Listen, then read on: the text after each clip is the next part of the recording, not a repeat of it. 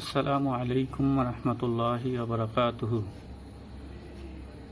সুপ্রিয় শিক্ষার্থীরা, আশা করি সকলে সুস্থ আছো এবং ভালো আছো। আল্লাহর বিশেষ রহমতে আলহামদুলিল্লাহ আমিও ভালো আছি। সারা বিশ্বব্যাপী এক আতঙ্কের নাম করোনা ভাইরাস। যে করোনা ভাইরাসের কারণে সারা পৃথিবী স্থবির হয়ে আছে, সেই সাথে আমাদের স্কুল কলেজ তথা শিক্ষা কার্যক্রমও বন্ধ হয়ে আছে। কিন্তু হাঁটি হাঁটি পা পা করে একটি বছর আমাদের মধ্য থেকে শেষ হয়ে যাচ্ছে। তাই স্কুল বন্ধ থাকলেও আমাদের শিক্ষা কার্যক্রমকে বন্ধ করে রাখা যাবে না। তাই তোমাদের জন্য, অর্থাৎ তোমাদের শিক্ষা কার্যক্রমকে কিছুটা এগিয়ে নেওয়ার জন্য আমি একটি ভিডিও ক্লাস নিয়ে তোমাদের সাথে উপস্থিত হয়েছি। আশা করি সকলে মনোযোগ সহকারে ভিডিওটি দেখবে এবং সেখান থেকে ফায়দা লাভ করবে।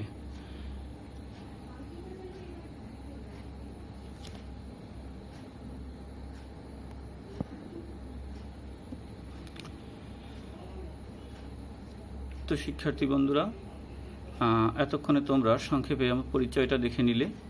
এখন অর্থাৎ আমার আজকের যে আলোচ্য বিষয়, সে আলোচ্য বিষয় হচ্ছে বাংলাদেশ ও বিশ্ব পরিচয় নবম ও দশম শ্রেণীর একটি বিশেষ পাঠ নিয়ে আজকে আলোচনা করব। তো আলোচনায় সবাই মনোযোগী হবে ইনশাল্লাহ। আর যে যেখানে বসে, যে অবস্থায় বসে ভিডিওটা দেখছো, অবশ্যই তোমরা এখানে অর্থাৎ সাথে খাতা কলম তথা শিক্ষা উপকরণ সাথে নিয়ে বসবে, যেন প্রয়োজনীয় বিষয়গুলি তোমরা নোট করতে পারো। তো শিক্ষার্থীরা, চলো আমরা সামনের দিকে এগোই। আমাদের আজকের পাঠ উদ্ধারের আগে আমরা নিচে কিছু ছবি লক্ষ্য করব। ছবিগুলির মধ্যে কি দেখা যাচ্ছে মনোযোগ সহকারে দেখবে। প্রথম ছবিটা দেখা যাচ্ছে আমাদের জাতীয় সংসদ ভবন। দ্বিতীয় ছবিটা দেখা যাচ্ছে আমাদের সর্বোচ্চ আদালত অর্থাৎ সুপ্রিম কোর্ট। তৃতীয় ছবিটা দেখা যাচ্ছে অর্থাৎ বাংলাদেশ সচিবালয়, সরকারি কর্মকর্তা কর্মচারীরা যেখানে বসে অর্থাৎ রাষ্ট্রীয় কার্যক্রম পরিচালনা করে থাকেন। তো এখানে যে তিনটা ছবি দেখা যাচ্ছে, তো তিনটা ছবি থেকে এতক্ষণে হয়তোবা তোমরা বুঝে গেছো যে আমাদের আজকের আলোচ্য বিষয় কি হবে। অর্থাৎ আমাদের আজকের আলোচ্য বিষয় সপ্তম অধ্যায়ে পাঠ 7.1, অর্থাৎ আমাদের আজকের যে পাঠের শিরোনাম, সেই শিরোনাম হলো বাংলাদেশ সরকারের অঙ্গসমূহ। অর্থাৎ আজকের পাঠে আমরা বাংলাদেশ সরকারের বিভিন্ন অঙ্গ নিয়ে আলোচনা করব।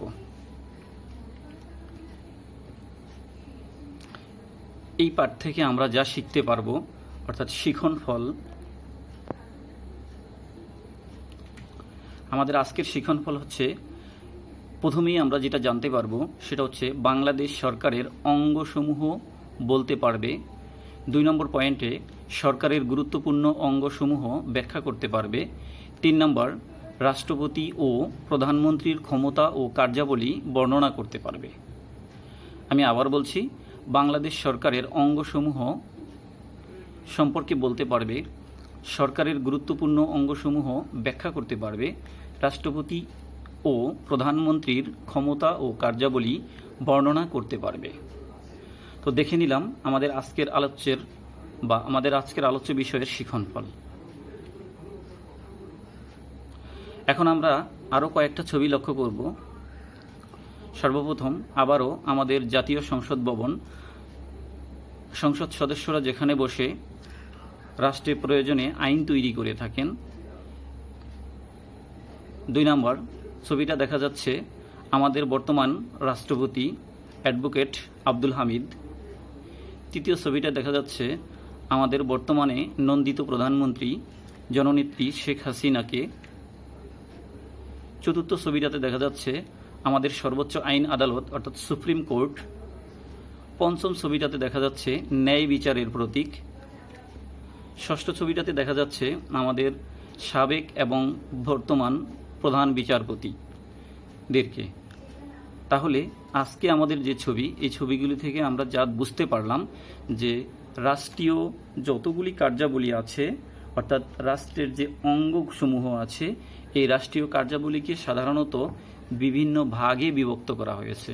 অর্থাৎ জাতীয় সংসদ ভবনে বসে এক ধরনের কাজ করা হয়, রাষ্ট্রপতি রাষ্ট্রের সর্বোচ্চ অভিভাবক হিসেবে অন্য কিছু কাজ করে থাকেন, প্রধানমন্ত্রী দলীয় চেয়ারপারসন এবং সংসদ নেতা হিসেবে কিছু কাজ করে থাকেন, সুপ্রিম কোর্ট কিছু কাজ করে থাকেন, প্রধান বিচারপতি সুপ্রিম কোর্টে বসে আইন আদালত সহ বিচার কার্য পরিচালনা করে থাকেন। অর্থাৎ আমরা এখন এখানে আছে বাংলাদেশ সরকারের 3টা বিভাগ। এখানে যে ছবি এখানে অর্থাৎ মাঝখানে একটা প্রশ্নবোধক চিহ্ন আছে, উপরের যে ছবিগুলি আছে সেই ছবিগুলি এবং তাদের কার্যকারিতার আলোকে আমাদের বাংলাদেশ সরকারের 3টা বিভাগ, একটা আইন বিভাগ, একটা বিচার বিভাগ, বাকি যে একটা বিভাগ প্রশ্নবোধক চিহ্ন দেওয়া আছে, এতক্ষণে হয়তোবা তোমরা বুঝতে পারছো এই বিভাগটা হচ্ছে আমাদের শাসন বিভাগ। অর্থাৎ এখান থেকে আমরা যা বুঝতে পারলাম তা হচ্ছে বাংলাদেশ সরকারের বিভিন্ন বিভাগ, অর্থাৎ পৃথিবীর অন্যান্য দেশের সরকার ব্যবস্থার মতো আমাদের বাংলাদেশের সরকার ব্যবস্থারও 3টা বিভাগ রয়েছে। আর বিভাগ হচ্ছে শাসন বিভাগ, আইন বিভাগ ও বিচার বিভাগ।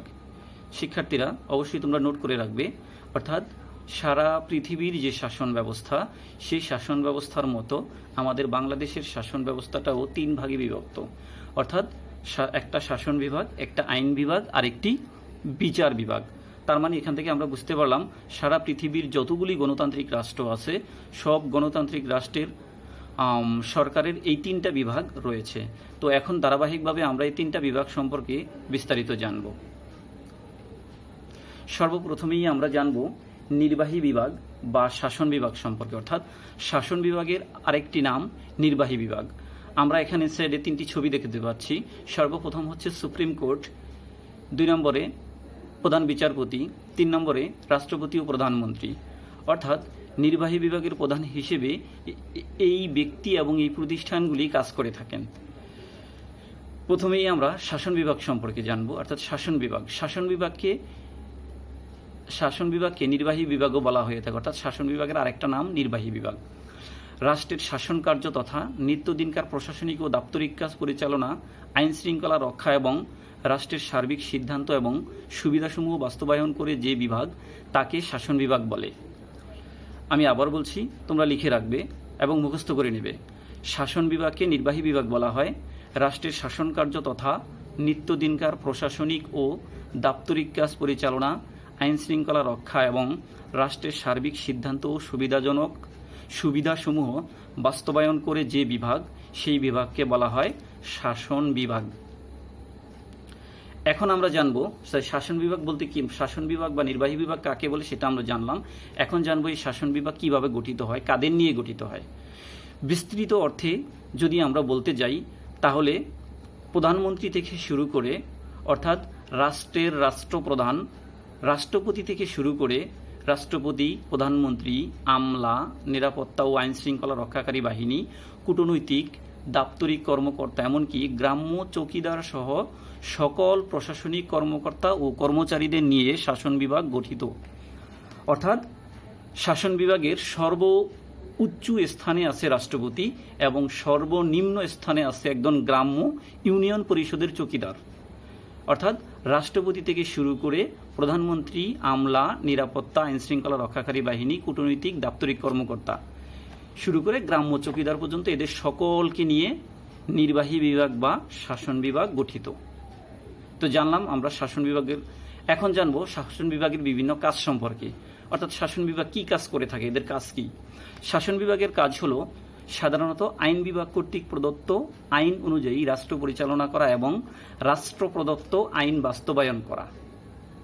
অর্থাৎ আইন বিভাগ থেকে যে প্রয়োজনীয় আইনগুলি তৈরি করে দেয় সেই অনুযায়ী রাষ্ট্র পরিচালনা করা এবং আইন বিভাগের যে আইনগুলি আছে, রাষ্ট্রের যে আইনগুলি আছে সেই আইনগুলি বাস্তবায়ন করাই হলো শাসন বিভাগের কাজ।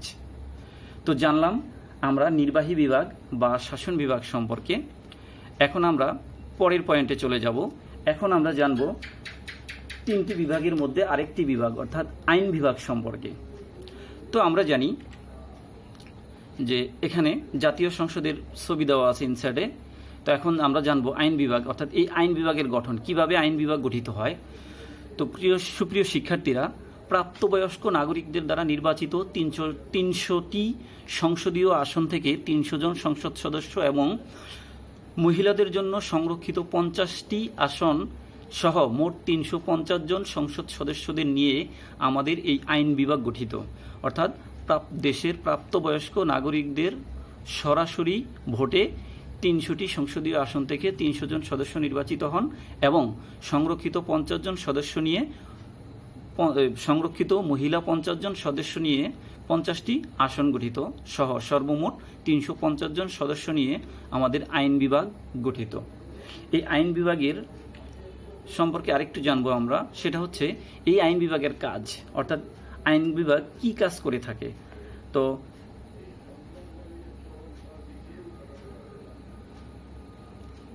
এভাবে আরেকটু বলে রাখি, অর্থাৎ আমাদের যে আইন বিভাগ, সেই আইন বিভাগ হচ্ছে এক কক্ষ বিশিষ্ট। অর্থাৎ আমাদের যে আইন বিভাগ, সে আইন বিভাগের নাম হলো জাতীয় সংসদ, যেটা ইনসিডেন্ট ছবিটা দেখানো হয়েছে। এখন আমরা জানব আমাদের আইন বিভাগের কাজসমূহ, অর্থাৎ আইন বিভাগের কি কাজ। আইন বিভাগের যে কাজগুলি আছে সেই কাজগুলি সম্পর্কে একটু দেখে নাও। প্রথমেই আছে আইন বিভাগের প্রথম কাজ, আইন প্রণয়ন করা এবং প্রয়োজন বোধে প্রচলিত আইনের সংশোধন বা রদবদল করা। অর্থাৎ রাষ্ট্রের প্রয়োজনে আইন বিভাগ আইন তৈরি করবে এবং যখন প্রয়োজন হয় প্রচলিত আইন, অর্থাৎ যদি সংশোধন করার প্রয়োজন হয় সেটাকে সংশোধন করবে বা রদবদল অর্থাৎ বদল করবে। তার মানে আইন বিভাগের প্রথম কাজ আইন প্রণয়ন করা, প্রয়োজন অনুযায়ী ওই প্রচলিত আইনকে সংশোধন বা রদবদল করা। 2 নম্বর পয়েন্ট, দেশের জনমত প্রকাশ করা।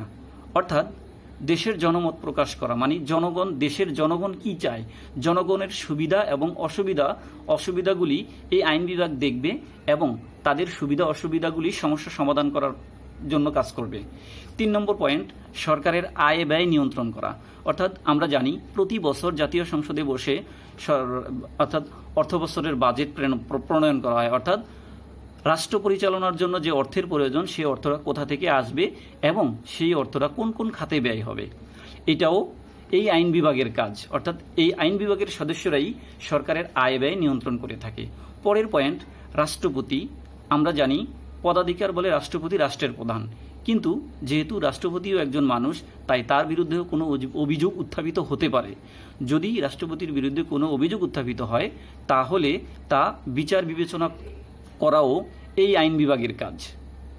শেষ যে পয়েন্ট, সেই পয়েন্টটা হচ্ছে জাতীয় তহবিলের অভিভাবক হিসেবে দায়িত্ব পালন করা। এটাও আইন বিভাগের কাজ। অর্থাৎ আমাদের জাতীয় তহবিল অর্থ মন্ত্রণালয় বা অর্থ বিভাগ, এই অর্থ বিভাগ এর সাথে আমাদের কেন্দ্রীয় ব্যাংক, প্রশাসনিক অন্যান্য ব্যাংকগুলি এবং ব্যক্তি মালিকানাধীন অর্থাৎ সরকারি এবং বেসরকারি বিভিন্ন ব্যাংক সহ আমাদের অর্থ যে বিভাগটা আছে সেই বিভাগটাই হলো জাতীয় তহবিল। এই জাতীয় তহবিলের অভিভাবক হিসেবেও কাজ করে এই আইন বিভাগ। তো শিক্ষার্থীরা, আমরা জেনে নিলাম আমাদের আইন বিভাগের কাজসমূহ। ভিডিওটাকে স্ট্যান্ড করে তোমরা আইন বিভাগের কাজগুলিকে তোমরা লিখে রাখবে এবং মুখস্থ করে নেবে। এখন আমরা জানব আমাদের পরে অর্থাৎ সর্বশেষ যে পয়েন্ট, সেটা হচ্ছে বিচার বিভাগ সম্পর্কে। বিচার বিভাগ, যেহেতু আমাদের সর্বোচ্চ আইন আদালত হচ্ছে বিচার বিভাগের সর্বোচ্চ স্তর হচ্ছে সুপ্রিম কোর্ট। এই সুপ্রিম কোর্ট প্রধান বিচারপতির মাধ্যমেই মূলত আমাদের এই সুপ্রিম কোর্ট পরিচালিত হয় এবং এর সাথে অন্যান্য যে জেলা বা উপজেলা যে জজ এবং দায়রা জজ আদালত আছে এগুলিও বিচার বিভাগের অন্তর্ভুক্ত। প্রধানমন্ত্রীও এর সাথে সম্পৃক্ত, রাষ্ট্রপতিও এর সাথে সম্পর্কিত এবং প্রধান বিচারপতিও এদের সাথে সম্পর্কিত। তো এখন আমরা জানবো এই বিচার বিভাগ সম্পর্কে। আসলে বিচার বিভাগটা কি? সমাজে ন্যায় বিচার প্রতিষ্ঠা করা রাষ্ট্রের অন্যতম দায়িত্ব। সরকারের যে বিভাগ আইন অনুসারে বিচার কার্য পরিচালনা করে থাকেন তাকেই বিচার বিভাগ বলে। এটা একটু মুখস্থ করে রাখবে, সৃজনশীলের ক নম্বরে আসতে পারে। অর্থাৎ সমাজের ন্যায় বিচার প্রতিষ্ঠা করা রাষ্ট্রের অন্যতম দায়িত্ব, সেই হিসেবে সরকারের যে বিভাগ আইন অনুসারে বিচার কার্য পরিচালনা করে থাকে তাকেই বলা হয় বিচার বিভাগ। এখন জানবো বিচার বিভাগের গঠন, কিভাবে বিচার বিভাগ গঠিত হয়। শিক্ষার্থীবৃন্দ, বিচার বিভাগ বাংলাদেশের বিচার বিভাগ সুপ্রিম কোর্ট ও এর অধস্তন আদালত ও প্রশাসনিক ট্রাইব্যুনাল নিয়ে বিচার বিভাগ গঠিত। অর্থাৎ বাংলাদেশের সর্বোচ্চ বিচার বিভাগ হচ্ছে সুপ্রিম কোর্ট, এবং এর অধীনস্থ যত আদালত এবং প্রশাসনিক ট্রাইব্যুনাল আছে এই সব কিছু নিয়েই হলো বিচার বিভাগ গঠিত। প্রধান বিচারপতি এবং তার সাথে আরও কয়েকজন বিচারপতি সহ মূলত এই আমাদের যে সুপ্রিম কোর্ট অর্থাৎ প্রধান যে বিচারালয়, এখানে তারা তাদের কার্যক্রম পরিচালনা করে থাকেন। এখন আমরা জানব যে তো জানলাম আমাদের বিচার বিভাগ সম্পর্কে। তো শিক্ষার্থীবৃন্দু, এখন আমরা চলে যাব আমাদের যে নির্বাহী বিভাগ, এই নির্বাহী বিভাগ এর ক্ষমতা। তো এর ভিতরে নির্বাহী বিভাগের ক্ষমতা সম্পর্কে আমরা জানব। তো নির্বাহী বিভাগের কার্যাবলী এবং ক্ষমতাগুলি সাধারণত দুই ধরনের হয়।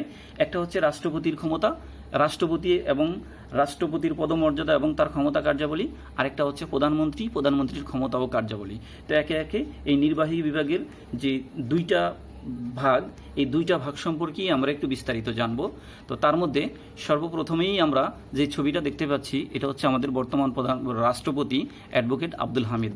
তার মানে বুঝতেই পারছো, নির্বাহী বিভাগের সর্বপ্রথম আমরা রাষ্ট্রপতি এবং রাষ্ট্রপতির ক্ষমতা ও কার্যাবলী নিয়ে আমরা আলোচনা করব। তো সর্বপ্রথমেই আমরা রাষ্ট্রপতির পদমর্যাদা সম্পর্কে জানব, যে আসলে কতটুকু একজন রাষ্ট্রপতি রাষ্ট্রের প্রধান হিসেবে তিনি কতটুকু মর্যাদাবান। তো পদমর্যাদায় রাষ্ট্রপতি সবার উপরে, সংবিধান অনুযায়ী তিনি রাষ্ট্রের প্রধান। সংবিধান ও আইন অনুযায়ী তাকে প্রদত্ত সকল দায়িত্ব ও ক্ষমতা তিনি প্রয়োগ করতে পারেন। অর্থাৎ আমাদের যে রাষ্ট্র পরিচালনার যে মূল দলিল সংবিধান, সেই সংবিধানে রাষ্ট্রপতির পদমর্যাদা সবার উপরে। আর এই সংবিধান অনুযায়ী রাষ্ট্রপতি হচ্ছেন রাষ্ট্রের প্রধান, অর্থাৎ রাষ্ট্রের অভিভাবক। তাই সংবিধান অনুযায়ী তাকে প্রদত্ত সকল দায়িত্ব, সকল ক্ষমতা তিনি প্রয়োগ করতে পারেন রাষ্ট্রপতি। এখন আমরা জানব রাষ্ট্রপতির ক্ষমতা ও কার্যাবলী সম্পর্কে, অর্থাৎ রাষ্ট্রপতির কতটুকু ক্ষমতা, কি ক্ষমতা আছে এবং তিনি কি কাজ করে থাকেন। তো রাষ্ট্রপতির বিভিন্ন ক্ষমতা এবং কার্যাবলী সম্পর্কে আমরা বিস্তারিত একটু জেনে নেব। সাথে রাষ্ট্রপতির সর্বপ্রথম যে ক্ষমতা বা কার্যাবলী, সেটা হলো প্রধানমন্ত্রীর নিয়োগ ও শাসন সংক্রান্ত ক্ষমতা ও কার্যাবলী। তো শিক্ষার্থীবৃন্দু, আমরা জানি যে জনগণের সংখ্যাগরিষ্ঠ প্রাপ্তবয়স্ক জনগণের ভোটে একটা রাজনৈতিক দল, কোনো একটা রাজনৈতিক দল নির্বাচিত হয়ে থাকে। অর্থাৎ জনগণ যেই দলকে ভোট দেয়, অর্থাৎ যারা বেশি ভোট পেয়ে নির্বাচনের সংখ্যাগরিষ্ঠতা অর্জন করে, রাষ্ট্রপতি ওই দলের প্রধান এবং ওই দলের সংসদ সদস্যদেরকেই মূলত প্রধানমন্ত্রী হিসেবে নিয়োগ দিয়ে থাকেন। এবং শাসন সংক্রান্ত যতগুলি কার্যাবলী আছে, এই কার্যাবলী প্রধানমন্ত্রী অর্থাৎ রাষ্ট্রপতির আদেশক্রমে বা রাষ্ট্রপতির ক্ষমতা বলেই এই কাজগুলি পরিচালিত হয়ে থাকে। তার মধ্যে যেমন অ্যাটর্নি জেনারেল, প্রধান নির্বাচন কমিশনার, মহান হিসাবরক্ষক নিয়ন্ত্রক, পাবলিক সার্ভিস কমিশনের চেয়ারম্যান ও সদস্যবিন্দু, সুপ্রিম কোর্টের প্রধান বিচারপতি ও অন্যান্য বিচারকবিন্দু, রাষ্ট্রদূত ও হাই কমিশনারদের এই রাষ্ট্রপতিই নিয়োগ দিয়ে থাকেন। অর্থাৎ প্রধানমন্ত্রীর সাথে সাথে তিনি আরও যেই ব্যক্তিদেরকে নিয়োগ দিয়ে থাকেন, তার মধ্যে অ্যাটর্নি জেনারেল, প্রধান নির্বাচন কমিশনার, মহা হিসাবরক্ষক ও নিয়ন্ত্রক, পাবলিক সার্ভিস কমিশনের চেয়ারম্যান ও সদস্যবিন্দু, সুপ্রিম কোর্টের প্রধান বিচারপতি ও অন্যান্য বিচারকবিন্দু, রাষ্ট্রদূত ও হাই কমিশনার, এদেরকে রাষ্ট্রপতি নিয়োগ দিয়ে থাকেন। পয়েন্ট 2, সংসদ বিষয়ক ক্ষমতা। রাষ্ট্রপতি সংসদের আহ্বান করেন, অর্থাৎ রাষ্ট্রপতি সংসদ অধিবেশনের আহ্বান করেন। নতুন সংসদের প্রথম অধিবেশনে ও নতুন বছরের অধিবেশনের সূচনায় রাষ্ট্রপতি সংসদে ভাষণ প্রদান করেন, এবং রাষ্ট্রপতির ভাষণের উপরে আবার এই সংসদে আলোচনা হয়। রাষ্ট্রপতি জাতীয় সংসদের মুলতবি করেন এবং জাতীয় সংসদের অধিবেশনের আহ্বান করেন। রাষ্ট্রপতির 3 নম্বর পয়েন্ট হচ্ছে অধ্যাদেশ জারির ক্ষমতা। অর্থাৎ সংসদ ভেঙে গেলে বা অধিবেশন না থাকলে, কোনো বিষয়ে কোনো কারণে যদি সংসদ ভেঙে যায়, রাষ্ট্রপতির সংসদ বিষয়ক ক্ষমতা। রাষ্ট্রপতি সংসদের আহ্বান করেন, নতুন সংসদের প্রথম অধিবেশনে ও নতুন বছরের অধিবেশনের সূচনায় রাষ্ট্রপতি সংসদে ভাষণ দান করেন। রাষ্ট্রপতির ভাষণের পর সংসদে আলোচনা হয়। সময়ে সময়ে রাষ্ট্রপতি সংসদে বাণী প্রেরণ করেন। তিনি সংসদের মুলতবি করে রাখতে পারেন এবং প্রধানমন্ত্রীর লিখিত পরামর্শে তিনি সংসদ ভেঙেও দিতে পারেন। অধ্যাদেশ জারির ক্ষমতা। সংসদ ভেঙে গেলে বা অধিবেশন না থাকলে কোনো বিষয়ে দ্রুত ব্যবস্থা গ্রহণের প্রয়োজন হলে রাষ্ট্রপতি অধ্যাদেশ জারি করেন। আর এ সময়ে সংবিধানের কোনো মৌলিক অধিকার বা এই অধ্যাদেশ সংসদে প্রণীত আইনের মতোই ক্ষমতা সম্পন্ন। অর্থাৎ সংসদে যখন কোনো আইন পাশ করা হয় ওই আইনের মতোই রাষ্ট্রপতির এই অধ্যাদেশও ক্ষমতা সম্পন্ন, অর্থাৎ সমান ক্ষমতায়ের। প্রধান বিচারপতি নিয়োগ ও বিচার সংক্রান্ত কাজ। রাষ্ট্রপতি সুপ্রিম কোর্টের প্রধান বিচারপতি সহ অন্যান্য বিচারকদের নিয়োগ প্রদান করে থাকেন। সুপ্রিম কোর্টের প্রধান বিচারপতি ও অন্যান্য বিচারপতিগণ রাষ্ট্রপতি কর্তৃক সরাসরি মনোনীত হয়ে থাকেন বা নিয়োগ পেয়ে থাকেন। ক্ষমা প্রদর্শনের ক্ষমতা।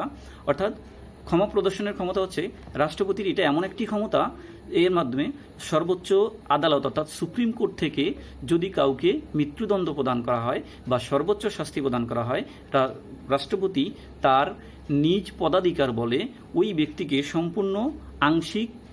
সম্পূর্ণ বা আংশিক ক্ষমা করতে পারেন। অর্থ সংক্রান্ত ক্ষমতা। সরকারি ব্যয় সংক্রান্ত কোনো বিল সংসদে উত্থাপিত করতে হলে তাতে রাষ্ট্রপতির সুপারিশ লাগে। প্রয়োজনে রাষ্ট্রপতি সংযুক্ত তহবিল থেকে অর্থ নির্বাহের ব্যবস্থা করতে পারেন, ব্যয় নির্বাহের ব্যবস্থা করতে পারেন। অর্থাৎ ব্যয়ের জন্য তিনি যদি অর্থ সংকট দেখা দেয় বা প্রয়োজন হয় তাহলে তিনি এখান থেকে নিতে পারেন বা এখানে দিতে পারেন। সর্বশেষ পয়েন্ট, প্রতিরক্ষা সংক্রান্ত ক্ষমতা। পদাধিকার বলে রাষ্ট্রপতি সেনাবাহিনী, নৌবাহিনী ও বিমান বাহিনী, এই তিনটা বাহিনীকে একসাথে প্রতিরক্ষা বাহিনী বলা হয়। এই প্রতিরক্ষা বাহিনী রাষ্ট্রপতির হাতে ন্যস্ত। তিনি বহিঃশত্রুর আক্রমণ মোকাবেলার জন্য বা যে কোনো সমস্যা সমাধানের জন্য এই প্রতিরক্ষা বাহিনীকে তিনি প্রয়োগ করতে পারেন। সর্বশেষ যে পয়েন্টটা জানবো সেটা হলো রাষ্ট্রপতির জরুরি ক্ষমতা। অর্থাৎ রাষ্ট্রপতি যদি বুঝতে পারেন যে যুদ্ধ, বহিঃশত্রুর আক্রমণ বা অভ্যন্তরীণ গোলাযোগের কারণে বাংলাদেশ বা এর কোনো অংশের নিরাপত্তা বা অর্থনৈতিক জীবন বিপদের সম্মুখীন হয়, তাহলে তিনি জরুরি অবস্থা ঘোষণা করতে পারেন। আর জরুরি অবস্থানকালে সংবিধানের কিছু বিধান বা মৌলিক অধিকার সম্পূর্ণ স্থগিত থাকে। তো শিক্ষার্থীবৃন্দু, এই পয়েন্টটা তোমরা লিখে রাখবে, কারণ এই জরুরি ক্ষমতা বলতে কি বোঝায় বা জরুরি ক্ষমতাটা কি এ সম্পর্কে বা সৃজনশীলের যে জ্ঞানমূলক অনুধাবনমূলক প্রশ্নে আসতে পারে। এজন্য এই রাষ্ট্রপতির জরুরি ক্ষমতাটা তোমরা মুখস্থ করে রাখবে। এরপরে এতক্ষণ আমরা জানলাম রাষ্ট্রপতির পদমর্যাদা, রাষ্ট্রপতির ক্ষমতা ও কার্যাবলী, সর্বশেষ রাষ্ট্রপতির জরুরি ক্ষমতা। এখন আমরা যাব যে এই নির্বাহী বিভাগের দ্বিতীয় পয়েন্টে, অর্থাৎ এখানে যে ছবিটা দেখা যাচ্ছে এটা হচ্ছে আমাদের বর্তমান নন্দিত প্রধানমন্ত্রী জননেত্রী শেখ হাসিনা। ইনি হচ্ছেন আমাদের বর্তমান প্রধানমন্ত্রী। এই পয়েন্টে আমরা জানব প্রধানমন্ত্রীর পদমর্যাদা এবং প্রধানমন্ত্রীর ক্ষমতা ও কার্যাবলী সম্পর্কে। সংসদীয় ব্যবস্থায় প্রধানমন্ত্রীর পদমর্যাদা অনেক উপরে। শাসন কার্য পরিচালনার দুইটা প্রক্রিয়া, একটা হচ্ছে রাষ্ট্রপতি শাসিত সরকার, আরেকটা হচ্ছে প্রধানমন্ত্রী পরিষদ শাসিত সরকার। আমাদের দেশে যেহেতু মন্ত্রী পরিষদ শাসিত সরকার, তাই মন্ত্রী পরিষদ শাসিত সরকার ব্যবস্থায় প্রধানমন্ত্রীর পদমর্যাদা অনেক উপরে। অর্থাৎ প্রধানমন্ত্রীর পদমর্যাদা সবার উপরে। প্রধানমন্ত্রী রাষ্ট্রপতি কর্তৃক যদিও নিযুক্ত হন, তথাপিও রাষ্ট্রপতি প্রধানমন্ত্রীর পরামর্শ অনুযায়ী কাজ করে থাকেন। প্রধানমন্ত্রী হচ্ছে মন্ত্রিসভার মূল স্তম্ভ, অর্থাৎ প্রধানমন্ত্রী সংসদ নেতা এবং মন্ত্রিসভার প্রধান। তিনিই মন্ত্রিসভা গঠন করেন। আর প্রধানমন্ত্রী পদত্যাগ করলে বা সংসদে যদি প্রধানমন্ত্রী আস্থা হারান, তাহলে সরকারের পতন ঘটে, অর্থাৎ মন্ত্রী পরিষদ ভেঙে যায়। তার মানে হচ্ছে প্রধানমন্ত্রীকে কেন্দ্র করেই শাসন ব্যবস্থা পরিচালিত হয়ে থাকে। এখন আমরা জানব প্রধানমন্ত্রীর ক্ষমতা ও কার্যাবলী সম্পর্কে। তো প্রধানমন্ত্রীর ক্ষমতা ও কার্যাবলী, প্রধানমন্ত্রীর প্রথম ক্ষমতা ও কার্যাবলী সেটা হলো শাসন বিষয়ক ও নির্বাহী ক্ষমতা। শাসন বিষয়ক ও নির্বাহী ক্ষমতা। তো এখন আমরা জানব শাসন বিষয়ক ও নির্বাহী ক্ষমতা সম্পর্কে। প্রধানমন্ত্রী পুরো শাসন ব্যবস্থার নেতৃত্ব প্রদান করে থাকেন। সকল গুরুত্বপূর্ণ সিদ্ধান্ত প্রধানমন্ত্রী গ্রহণ করে থাকেন। সকল নির্বাহী ক্ষমতা রাষ্ট্রপতির নামে প্রধানমন্ত্রী কর্তৃক পরিচালিত নিয়ন্ত্রিত হয়। অর্থাৎ যত নির্বাহী ক্ষমতা আছে রাষ্ট্রপতির নামে রাষ্ট্রপতি কর্তৃক পরিচালিত হয়, কিন্তু এটা নিয়ন্ত্রণ করে থাকেন প্রধানমন্ত্রী। প্রধানমন্ত্রীর নিয়োগ ও তার দপ্তর প্রধানমন্ত্রী অন্যান্য মন্ত্রীদের নিয়োগ দেন এবং দপ্তর বন্টন করে থাকেন। সেই সাথে প্রধানমন্ত্রী বিচার, অর্থ, পররাষ্ট্র এবং শাসন সংক্রান্ত সকল কাজ প্রধানমন্ত্রীর পরামর্শ ও মতামত অনুযায়ী পরিচালিত হয়ে থাকে এবং সরকারি যত উচ্চ পদস্থ কর্মকর্তা কর্মচারী আছেন এদেরকে প্রধানমন্ত্রী নিয়োগ দিয়ে থাকেন। এটা হচ্ছে প্রধানমন্ত্রীর শাসন বিষয়ক ও নির্বাহী ক্ষমতা। 2 নম্বর পয়েন্ট, আইন সংক্রান্ত ক্ষমতা। প্রধানমন্ত্রী আইন প্রণয়নে গুরুত্বপূর্ণ ভূমিকা পালন করে থাকেন। তিনি জাতীয় সংসদে সরকারি বিলের পৃষ্ঠপোষকতা প্রদান করেন। প্রধানমন্ত্রীকে কেন্দ্র করেই সংসদে আইন প্রণয়ন বিষয়ে কার্যাবলী পরিচালিত হয়ে থাকে। অর্থাৎ রাষ্ট্র পরিচালনায় যদি কোনো আইন সংক্রান্ত যতগুলি কাজ আছে এই কাজগুলি প্রধানমন্ত্রীর সাথে পরামর্শ করেই অন্যান্য মন্ত্রী এবং সংসদ সদস্য যারা আছেন এরা পরিচালনা করে থাকেন। 3 নম্বর পয়েন্ট, সংসদ পরিচালনায় প্রধানমন্ত্রীর ক্ষমতা। প্রধানমন্ত্রী যেহেতু সংসদের নেতা অর্থাৎ সংসদ নেতা, সেহেতু তিনি সংসদের সাফল্যজনক সুষ্ঠু পরিচালনার কার্যকর ভূমিকা পালন করে থাকেন। বিরোধী দলের আস্থা অর্জন এবং তাদের সহযোগিতা পেতে তিনি নেতৃত্ব দান করে থাকেন। সংসদের সকল সদস্যদের অধিকার সংরক্ষণে প্রধানমন্ত্রী দায়িত্ব পালন করে থাকেন। রাষ্ট্রপতি প্রধানমন্ত্রীর পরামর্শক্রমে সংসদের আহ্বান করেন, সংসদ স্থগিত করেন বা সংসদ ভেঙে দেন, সেটা প্রধানমন্ত্রীর সাথে পরামর্শ করেই তিনি করে থাকেন। 4 নম্বর পয়েন্ট, অর্থ বিষয়ক ক্ষমতা। অর্থাৎ প্রধানমন্ত্রী আর্থিক বিষয়ে গুরুত্বপূর্ণ ক্ষমতার অধিকারী। তার পরামর্শ ও নির্দেশক্রমেই অর্থমন্ত্রী বাজেট প্রণয়ন করেন এবং সংসদে তা উত্থাপন করে থাকেন। বাজেটে প্রধানমন্ত্রীর অর্থনৈতিক নীতির প্রতিফলন ঘটে। প্রধানমন্ত্রীর পরামর্শ অনুযায়ী রাষ্ট্রপতি প্রশাসনিক ব্যয় নির্বাহের অর্থ মঞ্জুর করে থাকেন। পরের পয়েন্ট, রাষ্ট্রীয় কাজের সমন্বয়ে প্রধানমন্ত্রী। অর্থাৎ যত ধরনের রাষ্ট্রীয় কাজ রয়েছে সকল কাজ প্রধানমন্ত্রী সমন্বয় করে থাকেন। যেহেতু তিনি প্রশাসনের কেন্দ্রে অবস্থান করে থাকেন, অর্থাৎ তিনি যেহেতু প্রধানমন্ত্রী তাই প্রশাসনের কেন্দ্রে তিনি অবস্থান করেন এবং তিনি সকল মন্ত্রণালয়, সকল দপ্তর, সকল অধিদপ্তরের কাজের মাধ্যমে সমন্বয় সাধনে প্রধানমন্ত্রী গুরুত্বপূর্ণ ভূমিকা পালন করেন। অর্থাৎ তিনি আন্তঃমন্ত্রণালয়ের সভায় সভাপতিত্ব করে থাকেন। তার মানে হচ্ছে অর্থাৎ প্রধানমন্ত্রী যতগুলি মন্ত্রণালয় আছে সব মন্ত্রণালয়ের সভাপতি প্রধানমন্ত্রী নিজে। পরের পয়েন্ট, জাতির মুখপাত্র হিসেবে প্রধানমন্ত্রী। অর্থাৎ প্রধানমন্ত্রী জাতির মুখপাত্র হিসেবেও কাজ করে থাকেন। যেমন বাংলাদেশকে বিশ্বের দরবারে উপস্থাপন করা এবং দেশের প্রতিনিধিত্ব করা, যে কোনো জাতীয় সংকট সম্পর্কে দেশবাসীকে অবহিত করা এবং দেশের হয়ে বিবৃতি এবং বক্তৃতা প্রদান করা। যেমন বর্তমান সারা বিশ্বব্যাপী যে করোনা ভাইরাসের কারণে সব কিছু যে স্থবির হয়ে আছে এই সম্পর্কিত প্রধানমন্ত্রী প্রায়ই অর্থাৎ জাতির উদ্দেশ্যে ভাষণ দিয়ে থাকেন এবং এই সমস্যা মোকাবেলা করার জন্য তার বিভিন্ন পদক্ষেপ তিনি জনগণের সাথে শেয়ার করে থাকেন এবং জনগণকে সহযোগিতা করার কথাও তিনি বলে থাকেন। তো এরপরে সর্বশেষ পয়েন্ট, সেটা হলো তিনি দলের নেতা। গণতান্ত্রিক ব্যবস্থায় প্রধানমন্ত্রী সরকারি দলের নেতা। সংসদ ও সংসদের বাহিরে দলের নীতি নির্ধারণ ও কর্মসূচি বাস্তবায়নে ভূমিকা রাখেন প্রধানমন্ত্রী। দলের নেতা হিসেবে প্রধানমন্ত্রী দূরদর্শী ভূমিকায় রাজনৈতিক স্থিতিশীলতা ও বিরোধী দলের সাথে সহযোগিতামূলক সম্পর্ক স্থাপন খুব গুরুত্বপূর্ণ। অর্থাৎ প্রধানমন্ত্রী দেশের শাসন পরিচালনা, আইন প্রণয়ন, অর্থ ব্যবস্থা তদারকি, রাজনৈতিক স্থিতিশীলতা সহ যত শীর্ষস্থানীয় কাজ রয়েছে সবগুলি তিনি করে থাকেন। অর্থাৎ এক কথায় তিনি সংসদের নেতা, তিনি মন্ত্রিসভার নেতা, অর্থাৎ শাসন ব্যবস্থার কেন্দ্রবিন্দুতেই আছেন এই প্রধানমন্ত্রী। তো এতক্ষণ আমরা জানলাম প্রধানমন্ত্রীর পদমর্যাদা, প্রধানমন্ত্রীর ক্ষমতা ও প্রধানমন্ত্রীর কার্যাবলী সম্পর্কে। তো শিক্ষার্থীবৃন্দু, এখন তোমাদের একটা একক কাজ রয়েছে, সেই একক কাজটা করে তোমাদের পাশে বা তোমার বাবা মা অথবা বড় ভাই অথবা কোনো বড় প্রতিবেশী কোনো সহপাঠী অথবা কোনো শিক্ষক যারাই কাছে আছে তোমরা তাদেরকে এই একক কাজগুলি তাদের সাথে শেয়ার করবে। তো এখন যে একক কাজটা আছে, এতক্ষণ আমরা যে আলোচনা করলাম সেই আলোচনাটা তোমরা তোমাদের যে মূল পাঠ্য বই রয়েছে সেই মূল পাঠ্য বইয়ের 100, 101, 102 এবং 103, 100, 101, 102 এবং 103 পৃষ্ঠা সুন্দর করে বসে বসে পড়ে সাথে মিলিয়ে নেবে। এটা হলো একক কাজ, এটা একা একা করবে, এটার জন্য অন্য কিছুর প্রয়োজন নাই। এখন তোমাদের একটা দলগত কাজ আছে, সেই দলগত কাজ হলো রাষ্ট্রপতির কার্যাবলীর একটি তালিকা তৈরি করা। রাষ্ট্রপতির কি কি কাজ থাকে সেই কাজের একটা তালিকা তৈরি করবা। তালিকা তৈরি করে অর্থাৎ আমি এতক্ষণ যাদের কথা বললাম, তোমার মা বা তোমার বাবা বা তোমার কোনো বড় ভাই অথবা বড় বোন যারাই কাছে আছে তাদেরকে এই দলগত কাজটা তুমি একা করে দেখাবে, যেহেতু দলগতভাবে করা সম্ভব নয়। তবে যদি সম্ভব হয় তোমার কোনো সহপাঠী যদি থাকে, অর্থাৎ তোমার ক্লাসের কোনো সহপাঠী যদি থাকে, তার সাথে মিলে তোমরা এই একক কাজটা করবে, অর্থাৎ রাষ্ট্রপতির কার্যাবলীর একটি তালিকা তোমরা তৈরি করবে। মূল্যায়নের জন্য কিছু প্রশ্ন আছে এখানে।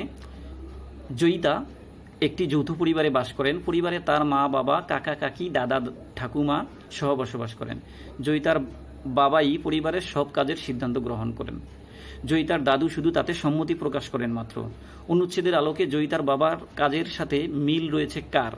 রাষ্ট্রপতির, প্রধানমন্ত্রীর, প্রধান বিচারপতির, প্রধান নির্বাচন কমিশনের। তো প্রথম যে কাজটা সেটা হচ্ছে উত্তর হবে খ, প্রধানমন্ত্রীর। 2, অনুচ্ছেদে জয়িতার দাদুর ভূমিকা হলো নিয়মতান্ত্রিক প্রধান, সরকার প্রধান, রাষ্ট্রপ্রধান। উত্তর হবে 1 এবং 3। আমরা মিলিয়ে নেই। 1 নম্বরের উত্তর খ, 2 নম্বরের উত্তরও খ, অর্থাৎ 1 এবং 3। আরও প্রশ্ন আছে। জনাব এ বাংলাদেশের অর্থমন্ত্রী। সরকারের অর্থনীতি বাস্তবায়নে তিনি সর্বোচ্চ চেষ্টা করেন।